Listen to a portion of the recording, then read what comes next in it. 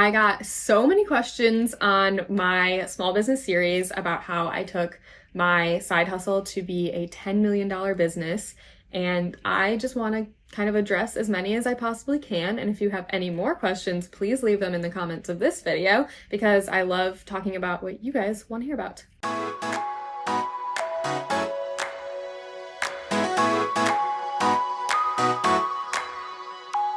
So we've got all sorts of things, everything from trade shows, self-publishing, building your business, funding your business, all of the above. But starting out with, I think because we've had a lot of talk about how trade shows have grown our wholesale, Diana asks, how many customers do you acquire from the trade shows? Do you think it's worth the time, energy, and investment? Oh, definitely. So I do think that the trade shows are worth everything that goes into them, especially because they build one on top of the other. So your first trade show is going to probably be the slowest one because at your second trade show, you'll have return customers from your first one and so forth. But how many customers have I acquired?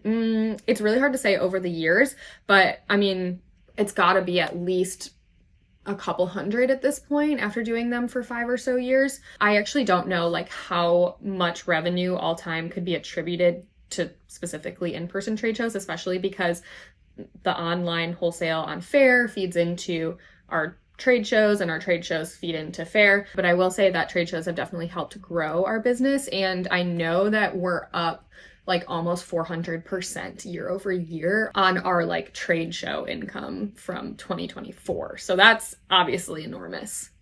Someone asked, I was interested in knowing what things you did to get wholesale orders. I do have Fair, but I just can't seem to find the time to directly message shops to buy from me. A lot of the times they don't even reply. Yeah, so cold emailing for wholesale is like a brutal game. You're gonna get like a really low like interest or response rate no matter what you do, even if you have the best product in the world. Shops definitely search for products on Fair. My start on wholesale was very passive. I just had stickers at a time that they were like extremely popular. And so I had a lot of sales really passively on Fair. I still get like a lot of sales from people searching for products like mine, but trade shows are great for outreach, and then cold outreach, if you can stomach it, is ultimately probably useful. I don't know, the return rate is going to be different for every business, but I would say definitely adding new products is helpful because the issue may just be that either your product is not something that wholesalers are searching for or a lot of wholesalers would need. It doesn't mean that it's not worth offering. It's just that you may need some other products to get people's interest. And then making sure that you have like keywords in your title so people can search for them and can find you on Fair. Otherwise, it's really just a matter of, making sure you have the right product. And then I would say trade shows can help and also help get a lot of feedback too.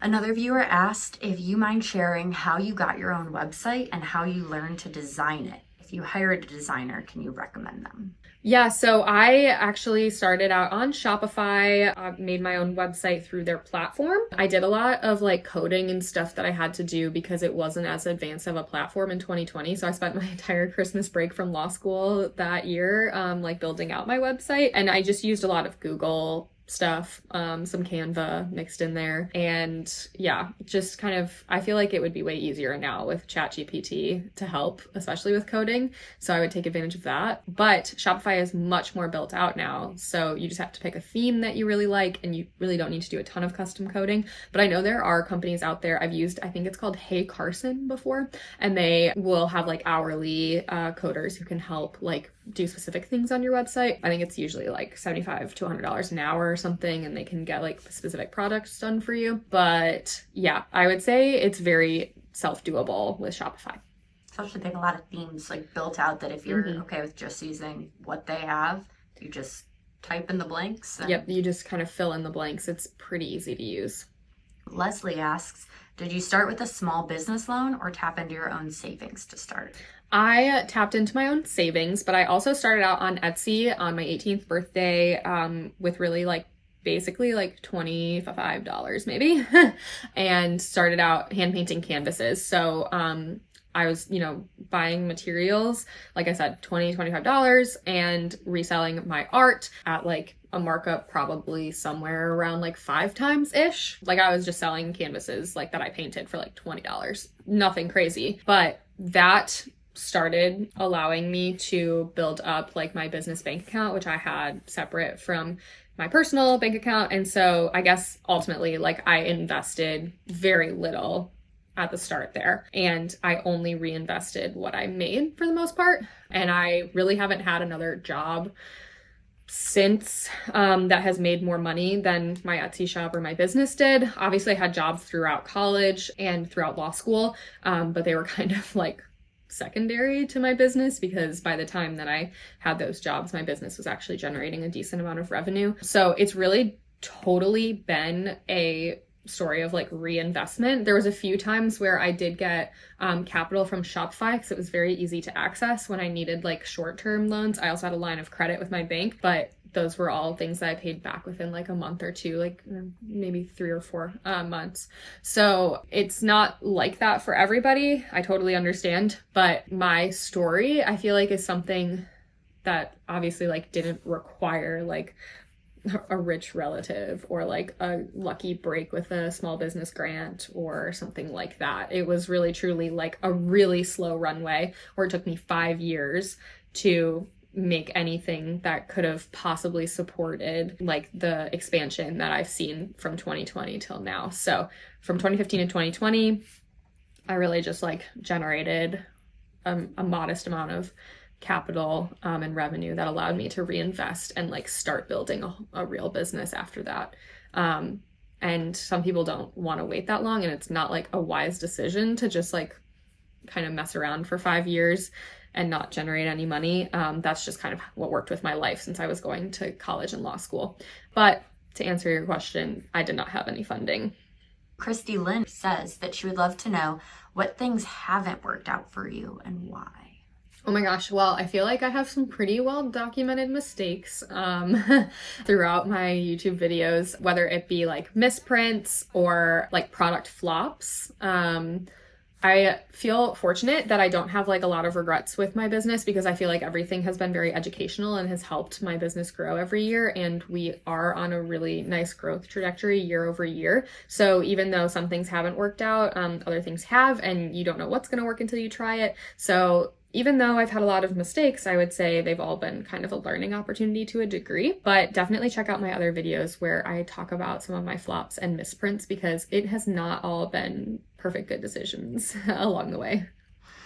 Definitely more of certain products haven't worked out than business decisions, it sounds like. Yeah. Holly wonders if you still create all the designs yourself or if you now employ designers or license work from other artists. The only time I've licensed any work was photos from my brother-in-law to help me make more masculine desk mat designs because that was something I was getting a lot of requests for. So that was really fun to be able to team up with Taylo and make really nice desk mats that appealed to people who weren't floral fans. But otherwise, all the designs are my own. Everything is my own. I think it would be great to be able to employ maybe like a designer to start at some point who could like help with some of my work because I obviously like I have a lot of coloring pages that could be turned into stickers or vice versa. But for now, it's just me. And then I do have help from my team for file setup. So like Olivia puts my designs onto notepads, or Courtney has helped with setting up the files for the playing cards that we're developing. So that is definitely design work, but I guess the original art that's going into it is mine.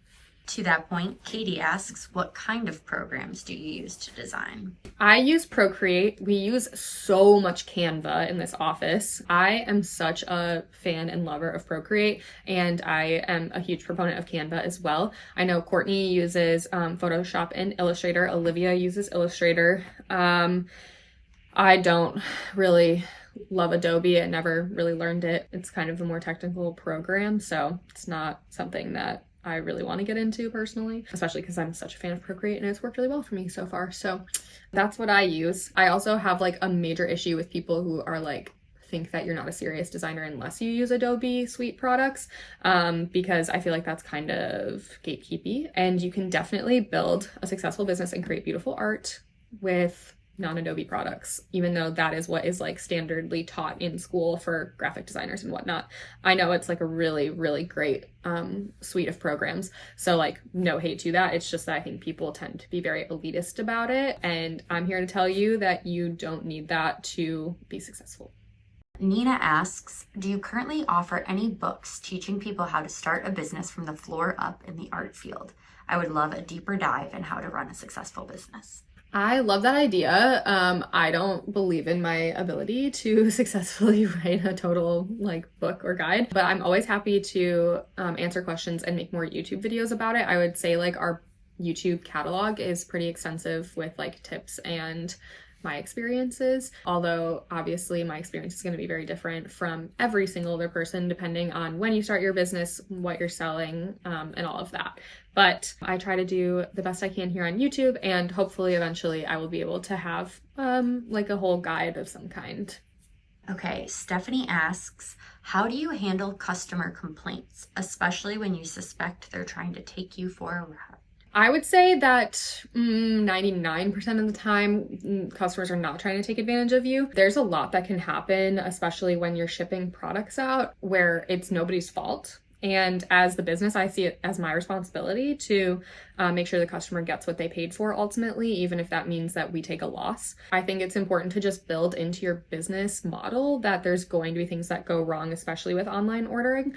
And then if there are always going to be customers who have kind of like expectations they bring to the table that you're never going to be able to meet. And that's not really your responsibility. And even if they're upset or they're going to leave a negative comment or review, there's just nothing you can do about that. There's always going to be those people. Every business has them. Even the most upright, responsible, and like lenient policies will not satisfy some people, and that's okay. And a lot of times I think those are people who are just like having a bad day. There's definitely been some kind of like vaguely fraudy behavior with our returns where people will try to return things that are not the product that they ordered, but in that case, you just don't give them the refund. So there's that. But yeah, I mean, I would say I would just come to the table with the attitude that like everybody has like the best of intent and you kind of don't really know what's going on with the person you're talking to. And you may also be like reading into their message like a tone that isn't there, because I've definitely done that before. It's really hard when you're running a business all by yourself and handling everything, including the customer service, to not get like emotionally invested in like the customer feedback, but just trying to like be as distant as possible from like your emotions when you're dealing with that is really crucial. And ultimately kind of giving customers what they want, because that's going to help you with future orders and being recommended to people that they know. Obviously, you have to set policies that you don't break, no matter what a customer says. And there's always going to be those people who are like mean, rude, unreasonable, and you just kind of have to accept that and kind of move on and not get too hung up on it. Natalie says, I'd love to know how you find your manufacturers. It's such an intimidating process and it's so hard to find good ones. Are there platforms that you use? What qualities do you look for when you're debating using a manufacturer? Yeah.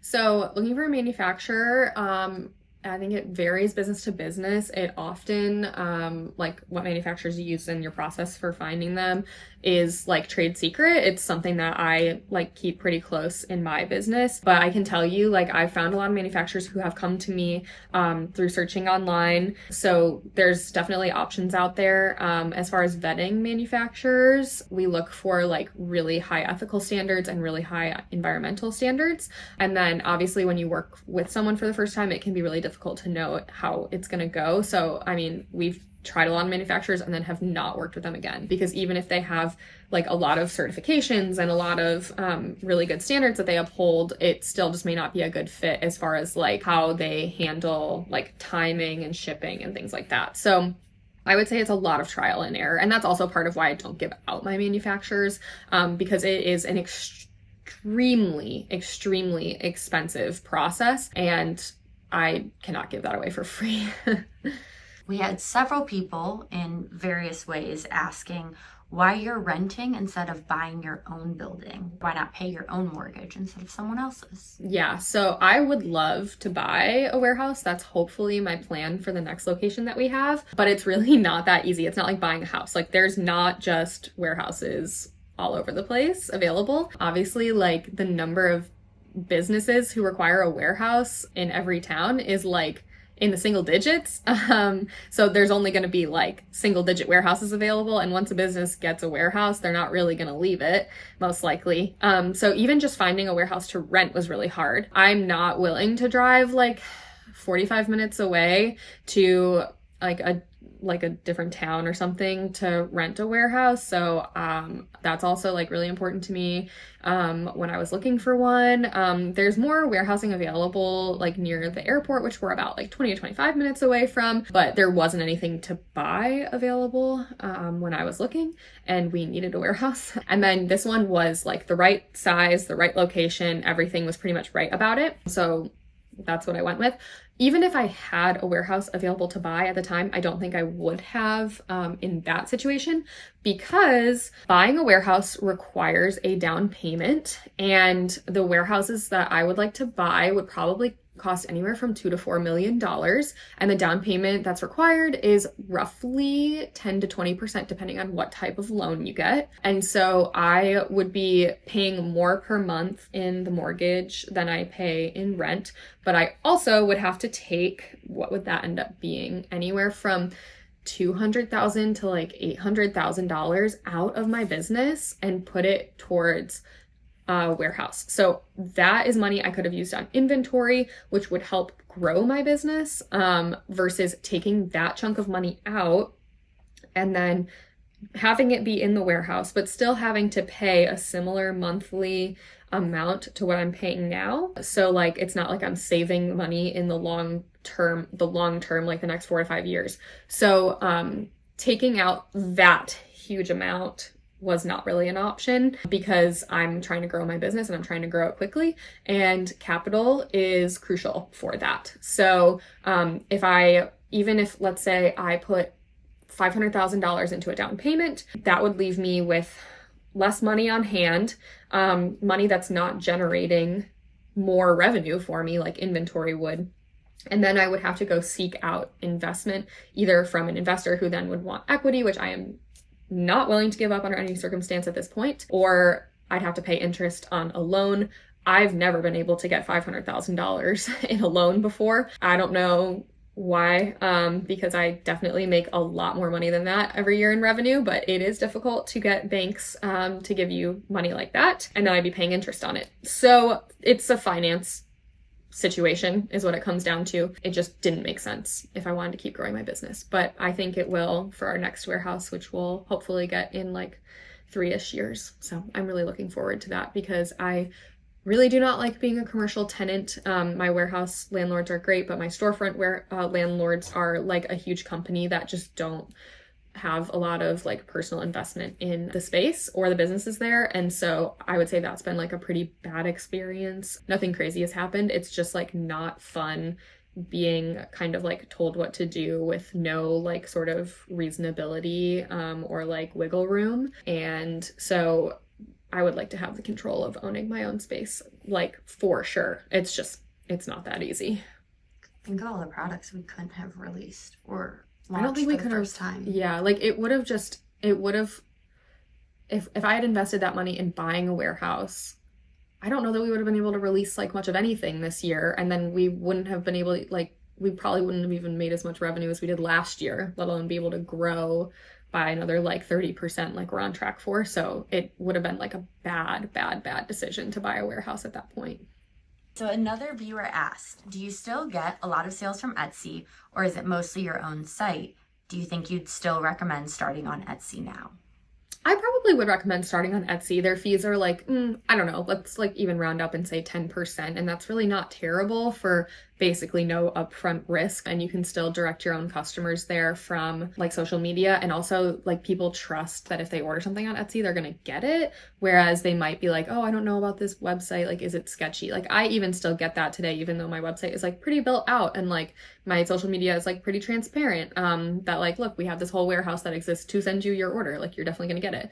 But now my sales are mostly my website. I don't even know. Etsy has got to be like a 0.25% of our sales, of our revenue right now. And I just keep it up because orders still come in there and I don't want to turn away, you know, tens of thousands of dollars in revenue a year, but ultimately it's a minuscule amount of our overall revenue. So we still have it. I have no problem having it. Maintaining it isn't too bad. And right now we've successfully transitioned to our website where the fees are like just the credit card processing fee. I think it's something like 2.6% or so, which, you know, obviously means we're making another 6 to 8%, which is huge when we're talking millions of dollars in sales a year. Definitely. It's like be on as many platforms as possible. Be everywhere, always. Yep. Be everywhere that makes sense.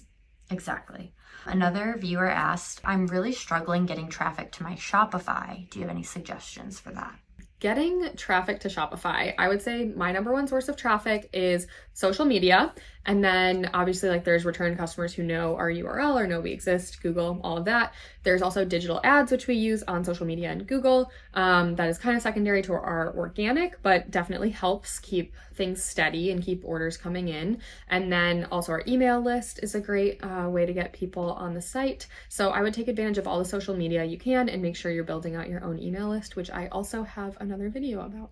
Okay, and then the last one I have for you is from Camille, and she says, do you have any tips for working with suppliers and navigating that? What do you do if a supplier makes a mistake? I have lots of tips and experience in this area. This needs to be its whole own video, but make sure when you're working with a new supplier, first of all, check like their certifications, check like their background, but also be very clear about your expectations, your timeline, what kind of samples you want and when, the timeline that you're going to give your sample feedback on, how they're going to ship samples, how they're going to ship the final product, like what method, who pays for it, and then also like the way that they ship it. Like how many products per box do you want? How many boxes do you want? Do you want it on a pallet? Do you want it through UPS or FedEx or whatever? And then like a timeline for when you're going to do your quality control, that you're going to get them that information, and whether or not like they're going to replace or refund items that are incorrect. And if you do all of those things, so simple now that I lay it out like that, right? No, it's very hard. But if you do all of those things, then you should be covered. It's really about upfront communication, and like kind of thinking of every single aspect of this, you know, how the product is going to be made, what it's going to be made out of, how it's going to be printed, how it's going to be shipped, when it's going to get to you, all of that. Because any mistake in that process and across the whole way could cost you thousands of dollars and be very stressful and upsetting. And it's really hard to solve things after they've already gone wrong, especially if there's like miscommunications, because then everybody thinks that they were in the right, but it just wasn't something that had been discussed beforehand. So it's kind of like dealing with a relationship with somebody interpersonally. The more you talk about things ahead of time, the less likely people are going to get upset later if something goes wrong. I think that's all our questions. Not too bad, right? Yeah, not too bad. If you guys have any more questions, please leave them in the comments below. I'm happy to discuss basically anything that you want to know about small businesses, my journey, etc. Don't forget to comment, like, subscribe, and thank you so much for watching till the end.